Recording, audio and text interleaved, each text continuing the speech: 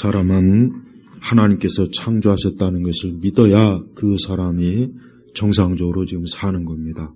여러분 누가 되었든지 그 사람이 누구든지 간에 그 사람이 어떤 사람인지를 알려면은 그 사람이 하나님을 믿는지 하나님을 믿지 않는지 이거 한 가지면 됩니다.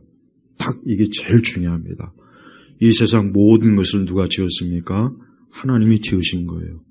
근데 이 도시에 살면은 뭐가 문제냐면 이 도시의 모든 건물이나 집들이나 거리나 이런 모든 것들은 사실 사람이 만든 거거든요. 그러니까 이 도시에 살다 보면은 우리 믿는 사람들도 이 창조주 하나님에 대한 믿음이 약화된단 말이에요. 그러니까 인간의 기술, 인간의 능력, 인간의 재주, 지식 이게 압도당하는 거예요. 그래서 이 도시가 형성이 되면 이 기독교가 쇠퇴해요. 그래서 이런 서양 속담이 있죠. 시골은 천사가 만들고 도시는 악마가 만든다. 이게 왜 그렇습니까? 이 땅에 있는 모든 것은 다 하나님이 지은 거란 말이에요. 네. 근데 이 도시에 살다 보면은 언뜻 사람들이 착각하는 거예요. 아, 이거 다 사람이 지었지. 저 높은 건물, 저 빌딩, 저 아파트, 저 도로, 저 자동차. 그러니까 사람들은 마치 착각을 하는 거예요. 아, 저거 다 사람이 지은 거야. 그러니까 사람이 세상의 주인이고 사람이 이 세상의 모든 것을 지배하는 거야. 이게 망상이에요, 망상. 최고의 망상이 뭐냐? 하나님이 없다 하는 거예요. 그래서 성경에 뭐라 했습니까? 하나님이 없다 하는 자를 시편 14편에는 어리석은 자다 그랬어요. 여러분 왜 우리 그리스도인들이 다른 걸 다 떠나서 우리가 이 공산주의나 사회주의 이런 사람들을 배격해야 될 이유가 있어요. 왜냐? 그들은 하나님을 인정하지 않아요. 하나님 믿지 않아요. 이거 한 가지만으로도 우리는 이 공산주의나 사회주의자, 이 전체주의자 이런 사람들하고 딱 선을 그어야 돼요.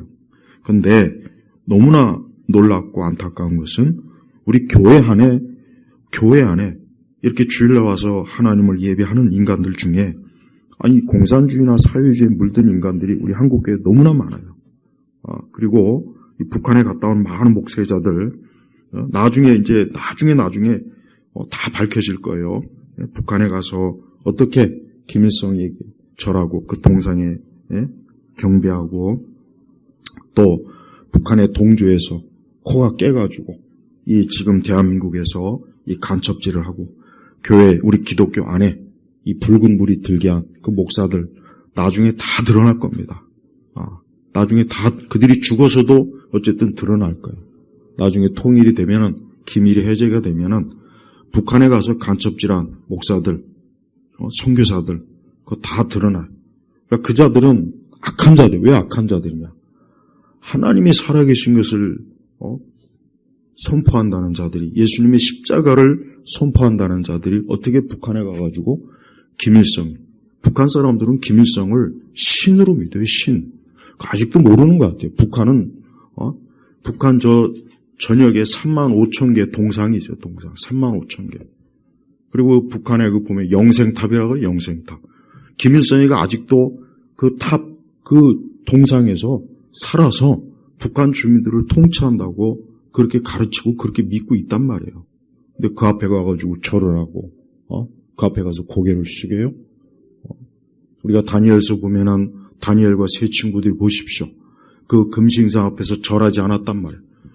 그것도 분명히 강단에서 설교했을 그 인간들이 거기 가가지고, 고개 납자 엎드려가지고, 거기에다가 또 북한의 그 미인계에 걸려가지고, 그래서 우리 한국교회가 왜 이상하게 90년도 중반 이후로 이상하게 그때부터 이제 김대중 정권 들어와가지고 북한에 자유롭게 왕래하고 그 짓을 했거든.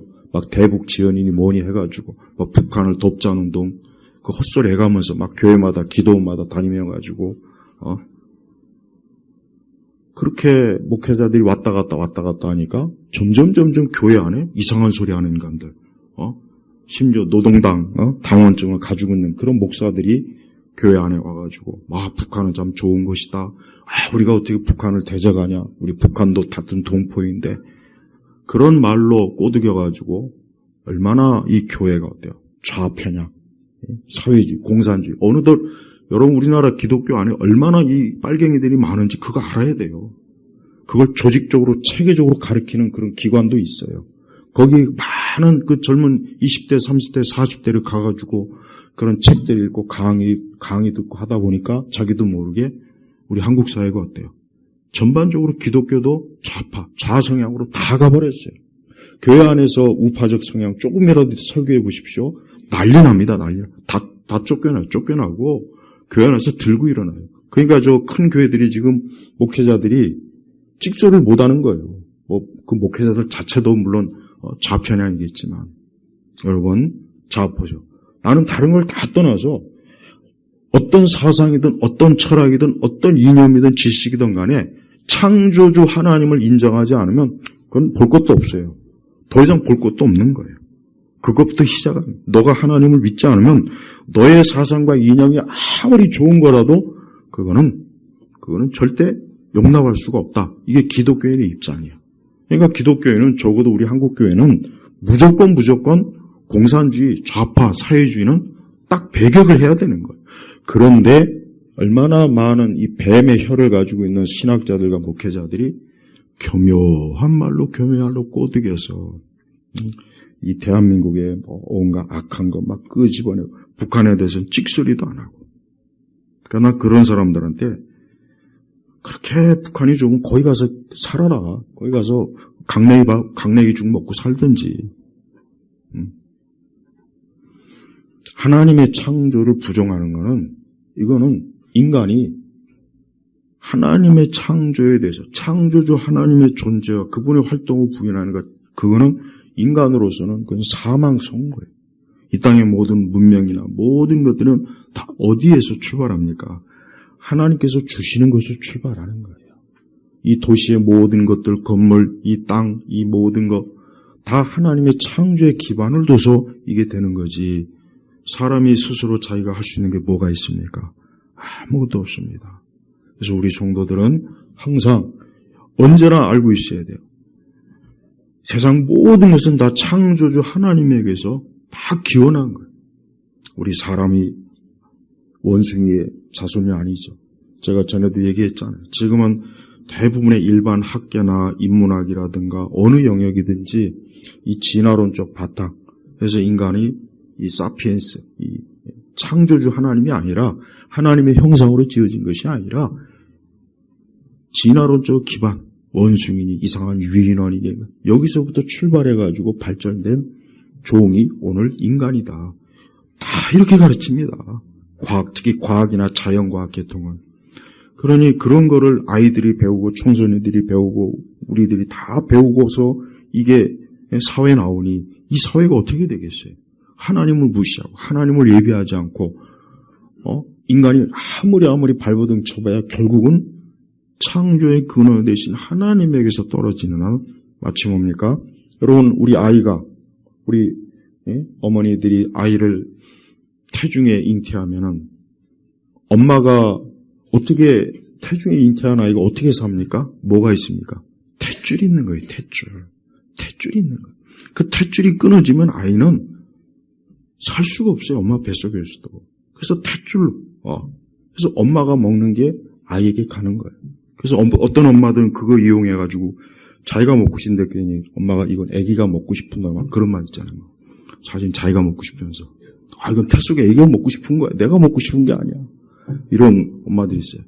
누가 먹던 엄마도 먹고 아기에게도 가는 거예요. 좌파요. 그러니까 보세요. 이 사람은 영적인 탯줄 하나님에게서 끊어지면 그 사람은 살 수가 없는 거예요. 그 사람이 아무리 지식이 많고 과학기술, AI, 첨단 컴퓨터 뭐 해도 탯줄이 끊어진 말. 그래서 보십시오. 이 세상은 아무리 발버둥 쳐봐요. 계속 문제가 나고 어때요? 하나님 믿지 않는 사람이 세상에 더 많거든. 하나님 믿지 않는 사람이 세상에 더 많아요. 근데 이 첫 번째 세상에서 하나님께서 물로 심판했잖아요. 심판해버렸어요. 야, 안 되겠구나. 이건 사람들이 어려서부터 그냥 악한 생각, 악한 계획. 그래서 하나님께서 오죽하면은 사람을 창조한 후회하셨다. 이런 표현할 정도로 그 시대가 아주 극성스럽게 어때요? 하나님을 부정하는 시대. 근데 안타까운데 지금 그 시대 그대로. 그래서 예수님이 뭐라 했습니까? 노아 홍수 때도 사람들이 먹고 마시고 시집가고 장가가고 사업하고 뭐하고 했는데 마지막 때도 똑같은 거예요. 지금도 우리 그렇게 했잖아요. 근데 마지막 때 하나님의 심판이 있다 그랬어요. 근데 베드로가 뭐라 했습니까? 벌써 베드로 시대 때도 야 그런 게 어딨냐? 그 웃기는 소리 하지 말아라. 벌써 2000년 전에도 사람들은 그런 얘기하면은 웃기는 농담으로 들었단 말이에요. 그러니 지금은 얼마나 더 알겠어요. 지금은 교회에서도 하나님께서 이 땅에 불로 심판하실 것이다. 예수님이 재림할 것이다. 주님이 다시 오실 것이다. 이런 얘기 사람들이 별로 안 들어요. 그런 얘기 그렇게 좋아하지 않아요. 그 대신 그냥 이 세상 얘기나 많이 해주는 걸 좋아하죠. 봐요. 이렇게 창조주 하나님을 부정하는 그런 일들을 이제는 교회에서도 아무렇지도 않게 여기고 있어요. 여러분 우리는 하나님이 창조한 거예요. 나는 하나님의 창조물이다. 이 땅의 모든 것은 다 하나님이 창조하셔서 모든 것들이 움직이는 거예요. 저 해도 달도 이 땅도 강도 산도 우리 자신도예요. 하나님께서. 그래서 오늘 2절에 보니까 나의 도움이 천지를 지으신 여호와에게서다. 그래서 우리 성도들은 항상 모든 것을 어디에게서? 하나님에게서. 우리가 세상을 살다 보면 어떤 도움을 받아야 할 때가 있어요. 근데 도움을 받는 것도 한계가 있어요. 정말 도움을 받지 못할 때도 있고 그래요. 그래서 우리 성도들은 인생을 살면서 자신의 모든 삶의 근원을 누구에게서 도움을 구해야 되냐? 하나님에게서 도움을 구해야 돼요. 항상 하나님에게서 도움을 구해야 돼요.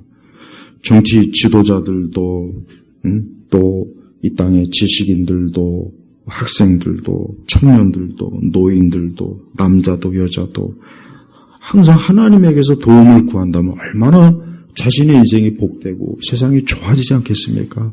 그런데 하나님은 외면하고 하나님에게 도움을 구할 생각은 안 하고 인간에게 도움을 구하려고 하고 이 세상에 도움을 구하려고 하니까 더 꼬이는 거예요. 더 안 되는 거예요.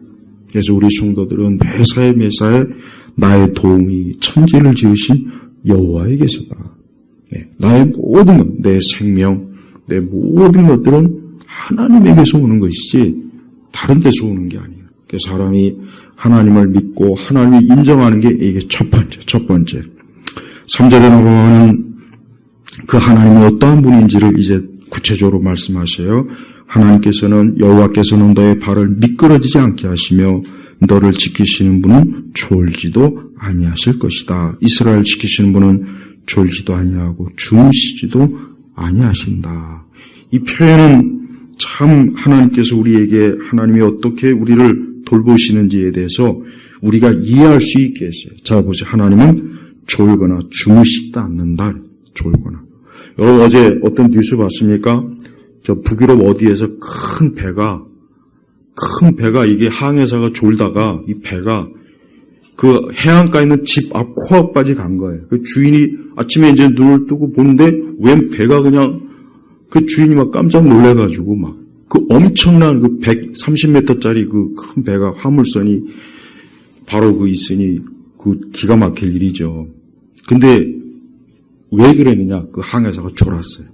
그 2등 항해사가 졸은 거예요. 졸으니까 이 배가 산으로 가는지 어디로 가는지 모르고 그냥 이 배가 그냥 와버렸는데 이 해안가. 근데 바로 코앞에 이 집이 주택이 있는 거예요. 조금만 더 그냥 왔으면 그냥 집이 그냥 그 엄청난 배에 그냥 잡아요. 인간은 이래요. 아무리 여러분 과학이 발달하고 아무리 그래도 이게 결국은 이 사람의 손에서 이게 되는 문제이기 때문에 이게 자칫하면 이게 문제가 커져버립니다. 잡아요. 근데 하나님은 어때요? 여기 보니까 졸지도 주무시도 않는다. 그러니까 하나님께서 깜빡깜빡 졸고 잡아려갖고 그만 우리를 돌봐야 될 때 돌보지 못하거나 우리의 기도에 응답을 해줄 때 제때 기도 응답을 못 해주거나 만약에 그래봐요. 우리가 어떻게 하나님 믿겠어요? 불안하잖아요. 야, 이거 하나님 지금 졸고 있는 거 아니야? 이거 혹시 주무시는 시간 아니야? 이거 혹시? 이거 지금 내가 기도하고 있는데, 우리 예배 드리고 있는데, 하나님께서 피곤해갖고 지금 저 하늘에서 지금 구름친 데에 누워 계시는 거 아니야? 혹시라도, 어때요? 사람들이 그런 생각을 할까봐, 우리 믿는 성도들이 그런 생각을 할까봐, 그럴 일이 없다. 그럴 일이 없다, 이거예요. 그럴 일이 없다. 우상은 졸고 자는 것을 떠나서 우상은 죽어 있어요. 죽어요. 우상은 그냥 죽은 거예요. 우상은 죽은 거라고. 불상이니 이런 거 많지 않습니까? 다 죽은 거예요. 거기는 아무것도 없어. 그 아무것도 없는 데다가 거기다 막 절을 하고 공양을 하고 막 기도를 하고 별짓 다 하죠. 그래서 성경은 그래서 우상숭배를 어리석다. 어쩌면 그렇게 어리석냐? 너보다 못한 그 우상 앞에서 왜 복을 비느냐? 너보다 못한 그 우상 앞에 가지고 왜 복을 비르고 있냐 이거예요. 웃기는 일이죠. 그러니까 세상에서 제일 웃기는 일은 사람이 우상 숭배하는 게 제일 웃기는 거예요. 제일 웃기는 거예요. 근데 우리나라 보면은 이 불교가 심하고 무당, 난 그래서 다른 것보다도 이 대한민국 왜 이럴까? 다른 거 아니에요. 우상 숭배가 심하기 때문에 그러는 거예요. 정치나 경제 근본 문제 이전보다 더 지금 심각한 거는 우상 숭배가 너무 심해요. 정말 심각해요. 이 국토 사방 천지에 막 우상의 재단이 가득해요. 이 동네 서울에는 성당이 곳곳마다 있죠. 무당집도 곳곳에 많죠. 저 산에 가면 또 절이 있죠. 이게 사람이 그런 보이는 우상도 심각하지만 보이지 않는 우상도 이 문화 이 사람들을 홀딱 빠지게 하는 거예요. 오늘같이 이렇게 좋은 날 저 산 좋아하는 사람, 야구장, 골프장 가는 사람들 그 우상입니다. 우상. 그게 우상이라고요. 우상. 이런 좋은 날 어디로 와야 됩니까? 예배하러 와야죠. 하나님께 예배 드리러 와야죠. 이 예배 드리러 와야 될 이 시간에 지금 딴 데가 있는 거 이거 우상 숭배예요. 이거. 뭐가 우상 숭배입니까? 하나님에게 등 돌리고 있으면 그게 우상 숭배라고요. 사람이 하나님에게 등을 돌리고 있는 이상은 그 사람은 뭘 해도 안 됩니다. 뭘 해도 안 돼. 여기서 안 된다는 얘기는 세상에서 성공이나 이런 것보다 더 인간으로서 근본 그 생 자체가 어때요? 그 생 자체가 하나님의 복을 얻지를 못하는 거예요. 근데 우리 하나님은 우리 믿는 우리 성도들을 어떻게 해요? 여호와께서 너의 발을 미끄러지지 않게 하시며 하나님께서 우리의 인생을 우리의 발을 꽉 붙잡고 있는 거예요. 우리의 발을 꽉 붙잡아가지고 우리가 어때요? 가끔가다 해외 뉴스에 나오지 않습니까? 셀카 찍다가 그만 발을 헛디뎌갖고 그냥 계곡에서 떨어지거나 막 그런 종종 있어요. 미끄러짐. 우리의 인생은 삶은 어때요? 하나님께서 붙잡아야 미끄러지지가 않아요. 하나님께서 딱 내 발목을 붙잡아 주셔야 우리를 어때요? 사망의 음침한 계곡에서 지키시고 나를 불행과 저주에서 지켜주시고 나를 모든 일에 있어서 하나님께서 복되게 돌봐주시는 거예요. 그래서 하나님은 믿는 우리 성도, 우리 그리스도인들을 붙잡고 계시는 분이에요. 그래서 하나님 우리를 지금도 나를 붙잡고 있으니까 나는 안심해도 된다. 이 믿음 가지고 여러분 사셔야 돼요. 그렇게 돼야 돼요. 그래서 그 믿음이 중요한 거예요. 또한 5절에 보니까 여호와는 너를 지키시는 분이시니 여호와께서 내 오른쪽에서 내 그늘이 되시고 낮의 해가 너를 해하지 못하며 밤의 달도 너를 상하게 못할 것이다 그랬단 말이에요. 이 말씀은 딱 읽어보는 순간 어디가 떠오릅니까? 출애굽기가 떠오르죠. 출애굽기에서 보면은 이스라엘 백성들이 애굽에서 나와서 이제 광야로 들어갔어요. 광야로 들어가니까 광야는 낮에는 엄청 뜨겁고 밤에는 엄청 추워요. 그래서 정말 밤에는 자칫하면 얼어 죽습니다. 낮에는 그냥 후라이팬에다가 마치 계란 후라이 하는 것처럼 낮에는 정말 뜨겁다고요.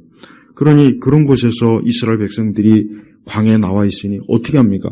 잘못하면 다 죽죠. 그냥 떼 죽는 거예요. 애굽에선 살았지만 만약에 광야에서 하나님께서 해와 구름으로 하나님께서 그러니까 밤에 불과 낮에 구름으로 하나님께서 저들을 보호하지 않으면은 이스라엘 백성들은 광야에서 그냥 다 떼죽음을 그냥 죽는 거예요. 하루도 못 버텨요.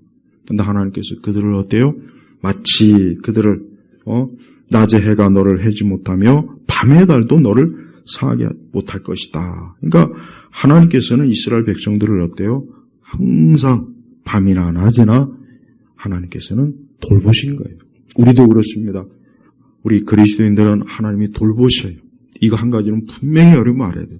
여러분이 어떤 일이 있어도 어떤 상황에 처해도 이거 한 가지는 잊지 마세요. 하나님은 나를 돌보시는 분이다. 이거는 반드시 믿어요. 믿어도 되는 거예요. 하나님이 나를 돌봐요.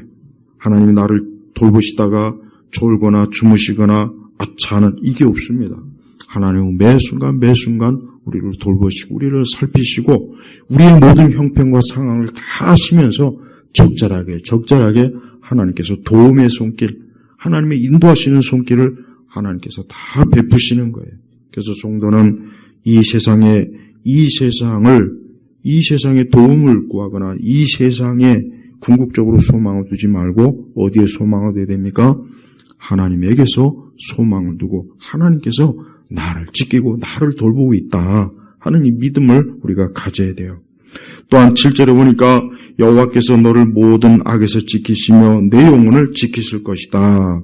중요한 것은 영혼을 지키실 것이다. 영혼을. 그래서 사람은 물리적 존재만으로 이 사람을 규정하면 안 됩니다. 사람은 영혼이 있어요. 사람은 영혼이 있단 말이에요. 그래서 사람이 귀한 거예요. 그래서 사람이 영혼의 존재를 부정한다는 것은 아까 얘기했잖아요. 이 무신론자들, 또 유물론자, 이 공산주의자들, 그냥 빨갱이라고 얘기하면 돼요. 그 공산주의나 사회주의자들을 고상하게 칭하면 안 돼요. 그냥 빨갱이라고 얘기해버려야 돼요. 그렇게 얘기해야 돼요. 그렇게. 예. 이 자들은 인간의 영혼을 부정해요. 오직 물질이다. 물질이 전부다. 오직 물질만이 존재하는 것이고 나머지는 존재하지 않는다. 그러니까 이런 생각을 가지고 있는 사람들은 사람을 어떻게 취급합니까? 그냥 기계 취급하는 거예요. 물질 취급하는 거예요. 그러니까 사람을 조금 더 귀하게 여기질 않아요. 절대 사람을 귀하게 여기지 않습니다. 그래서 항상 이런 유물론자들, 인간의 영혼을 부정하는 자들은 항상 어때요? 잔인한 짓을 많이 해요. 그래서 사람을 짓밟아 죽이고 잔인하게 죽이고 6.25 때 여러분 얼마나 많은 저 북한에 있는 공산주의자들이 이 땅에 있는 많은 사람들을 잔인하게 죽였어요. 작조에다 그냥 목을 잘라 죽이고 코에다가 이 쇠줄을 걸어가지고 줄줄이 엮여가지고 북으로 끌고 가고 오만 짓을 다 했단 말이에요. 근데 그 후예들이 지금 대한민국을 지금 집어삼키겠다고 지금 요즘 광란의 춤을 추더군요. 광란의 춤을. 요즘 어떤 이상한 좌파 정당 보니까 선거 유세하면서 막 춤추더만요. 내가 참 꼴값 떤다 그냥. 좀 춤도 예쁜 사람이 춰야 보기 좋지. 어디서 하나같이 거지 같은 것들이, 그냥 산돼지 같은 것들이. 그런 걸 보고 박수 치는 거 보면 난 그것도 참 이해가 안 가요. 여러분, 공산주의자들은 인간을, 이 어린아이도, 우리는 어린아이가 얼마나 예쁘고 좋습니까? 그러나 공산주의자들은 그런 거 없어요. 아이들도 그냥 인정사정 없이 목을 쳐 죽이고, 죽창으로 찔러 죽이고, 돌로 쳐 죽이고, 이런 짓을 하는 이 자들이 뭐예요? 영혼을 부정하는 자들이에요, 영혼.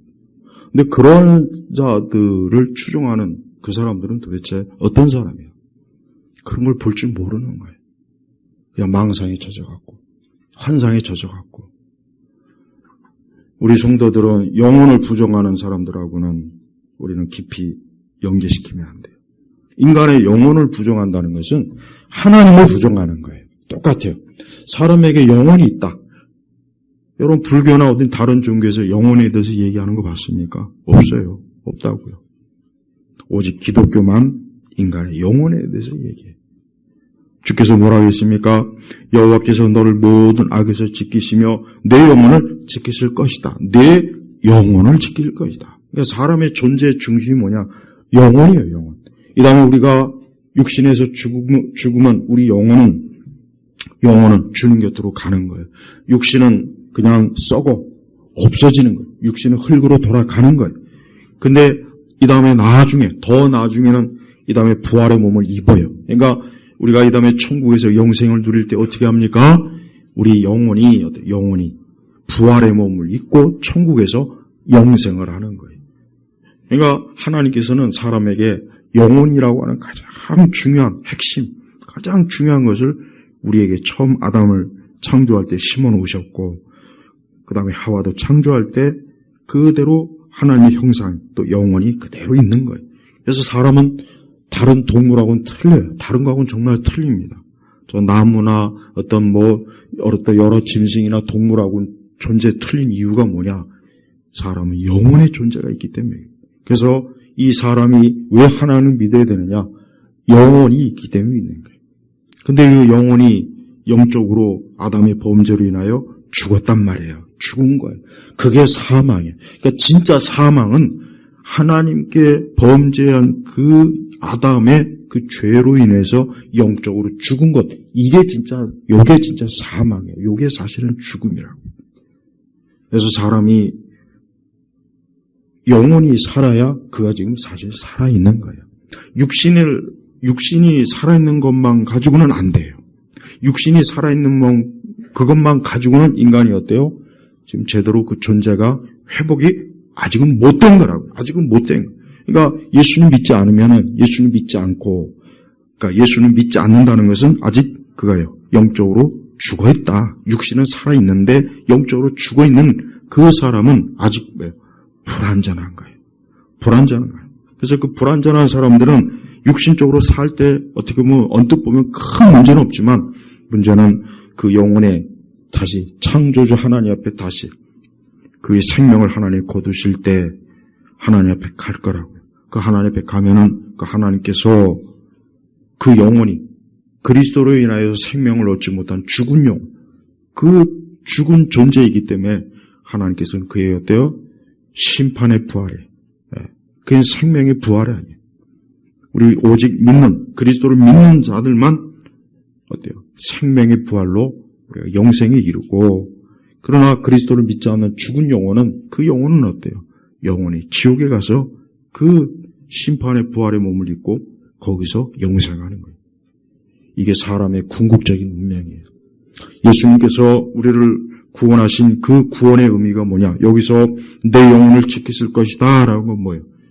우리 영혼을 살려주신 우리 주님께서 우리를 끝까지 우리의 영혼을 돌보시는 거예요. 우리를 멸망의 길로, 사망의 길로, 죽음의 길로 가지 않도록 끝까지 우리를 돌보시고 우리를 살펴주시는 게 이게 하나님의 은혜요, 이게 사랑입니다. 그래서 8절에 보니까 여호와께서 너의 모든 출입을 지금부터 영원까지 지키실 것이다. 자, 보십시오. 하나님께서 너의 출입을, 그러니까 우리의 모든 삶을, 우리의 모든 인생의 것들을 어때요? 지금부터 영원까지. 그래서 그리스도인들은 영원한 곳을 향해 지금 나아가는 겁니다. 영원한 것.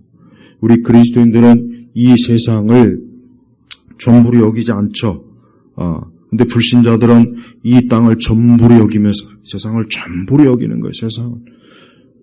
이 세상이 전부인 거예요. 자신의 인생이 아무리 설령 70, 80, 90을 산다 해도 그들에게는 이 땅이 전부입니다. 그러니까 소망이 없어요.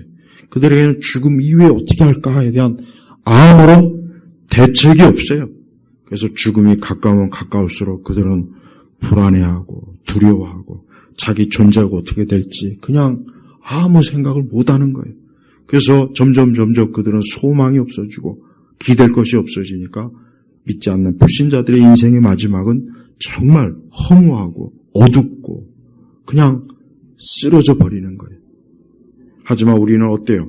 우리는 영원히, 그래서 우리 성도들은 이 다음에 주님과 함께 영원히 천국에서 영생을 누리는 거예요. 여러분 제발 이 말씀의 성경의 말씀을 꼭 믿으십시오. 저는 이 말씀을 지금 시대 교회에서도 이 말씀을 전하면은, 야, 우리 신자들이 이거를 듣고 또 너무 유치하게 여기지 않을까? 어떻게 아직도 그런 걸, 증거합니까? 이러지 않을까? 그런 생각이 좀 들기는 해요, 솔직히. 그래서 이런 것보다는 좀 그냥 다른 걸 더 많이 얘기하는 게 좋지 않을까? 실제적이고, 실용적인 걸 좀 더 많이 얘기하면 좋지 않을까? 그 생각을 해요. 근데, 그래서는 안 돼요.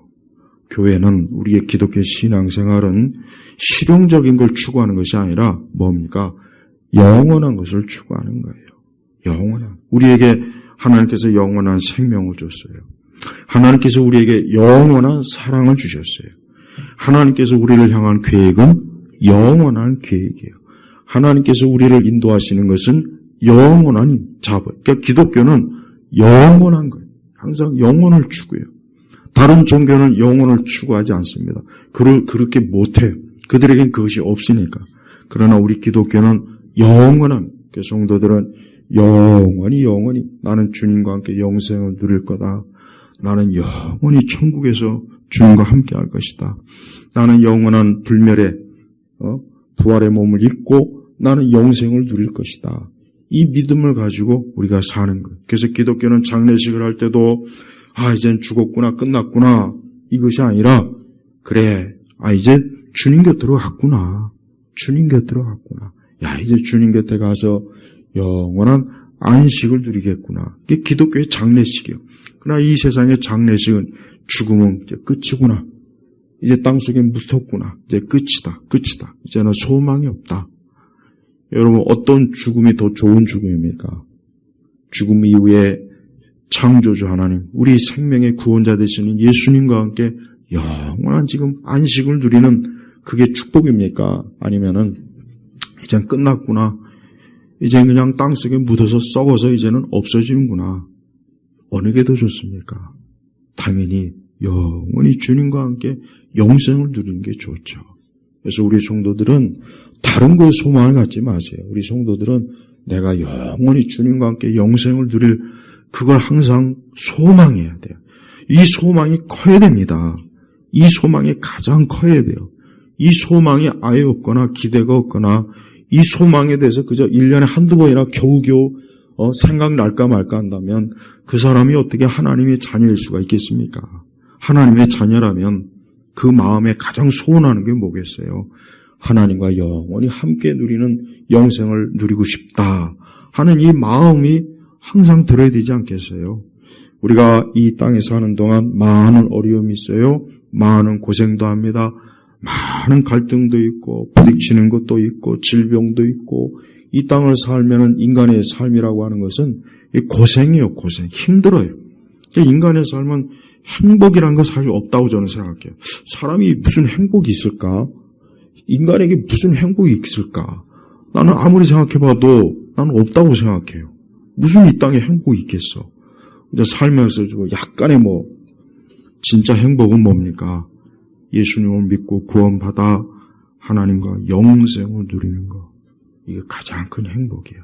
이게 사실 진짜 행복이지 다른 행복이라는 건 사실 뭐가 있겠어요? 솔직히 이 땅에 무슨 행복이 있어요? 난 자꾸 사람들이 행복 찾는데 그놈의 행복이 도대체 뭘까? 돈을 많이 버는 것까? 건강한 것까? 좋은 가정을 갖는 건가? 좋은 직장에 취직하는 건가? 근데 그렇게 해도 그것이 돼도 또 지나면은 또 괴롭고 힘들고 고생되고 어렵고 그 일은 계속 일어나잖아요. 이 땅에 행복은 없어요. 행복. 그래서 자꾸 내 세상 사람들은 자꾸 행복에 대한 얘기를 많이 하는데 사실 없는 걸 찾는 거예요. 없는 거. 있지도 않는 걸 자꾸 찾는 거라고요. 근데 우리는 있는 걸 우리는 믿고 우리는 있는 걸 찾고 있는 거예요. 하나님이 살아계신 것, 천국이 있는 것, 영생이 있는 것 우리는 있어요. 우리는 그걸 믿고 그걸 의지하면서 우리가 지금 나아가는 거예요. 그래서 성도들은 매 순간 나는 지금 영원을 향해서 간다. 영원을. 그때가 되면 우리는 더 이상 이 땅의 모든 수고와 슬픔과 괴로움과 어려움에서 완전히 이제 벗어나게 돼. 자유하게 돼. 이제 더 이상 우리를 골치 아프게 하거나 우리를 고통스럽게 하거나 우리를 괴롭히거나 우리를 힘들게 하는 이런 것들이 완전히 다 사라지는 거예요. 그래서 영생의 그 기쁨과 소망은 우리 그리스도인들에게 최고의 위로가 돼요. 이것이 진짜 위로야 돼요. 여러분, 우리 세대 기독교가 이런 영원한 것을 가지고 성도들에게 위로를 줘야 돼요. 이게 진짜 위로이기 때문에. 근데 다른 위로는 별로 쓸모가 없어요. 오래 가질 못하는 거예요. 저는 우리 성도들이 진짜 행복하고 싶으면은 영원한 위로를 주시는 영원하신 하나님을 믿고 그분을 바라보고 그분과 함께 할 때를 마음에 자꾸 생각하며 말씀을 통해서 그걸 사모할 때 거기에 행복이 있고 거기에 기쁨이 있어요. 왜 많은 현대 이 도시에 사는 사람들이 정신적으로 왜 시달리느냐? 왜 그렇겠습니까? 간단해요. 영원한 소망이 없으니까 그런 거예요. 영원한 소망이 없으니까. 오직 이 땅에만 모든 걸 두고 여기에만 계획을 세우고 여기에만 자기의 기쁨의 근원을 찾는다면 그건 멀지 않아. 조금 지나고 나면은 그것이 얼마나 결국은 썩은 재밖에 부스러지는 재밖에 안 된다는 것을 그가 또 알게 됩니다. 그럴 때마다 힘든 거예요. 그래서 우리 성도들은 영적으로 모든 면에서 하나님께 소망을 두면서 우리가 인생을 사는 겁니다. 오늘도 그렇고 내일도 그렇고 우리가 사는 날 동안 다른 게 없습니다. 우리가 사는 날 동안 인간의 삶이 결국은 종착지가 뭐겠습니까? 무덤을 향하는 거예요. 무덤으로 가고 있고 누구나 다 거기를 종착점으로 지금 가고 있어요. 누구는 더 빨리 가고 누구는 더 늦게 가는 것, 그 차이뿐이에요. 부자도 지금 무덤으로 향하고 있고 가난한 자도 무덤으로 향하고 있고 건강한 사람도 무덤으로 향하고 있고 아름다운 사람도 무덤으로 향하고 있고. 자 보세요. 마지막 그 종착지에 다다랐을 때 우리 주님께서 우리를 환하게 맞이하실 때 우리를 맞이하는 천사들과 함께 우리가 주님의 품에 안길 때 얼마나 큰 기쁨이 있겠어요. 그 기쁨을 가지고 우리가 살아가는 겁니다. 그러나 이 땅은 아니에요.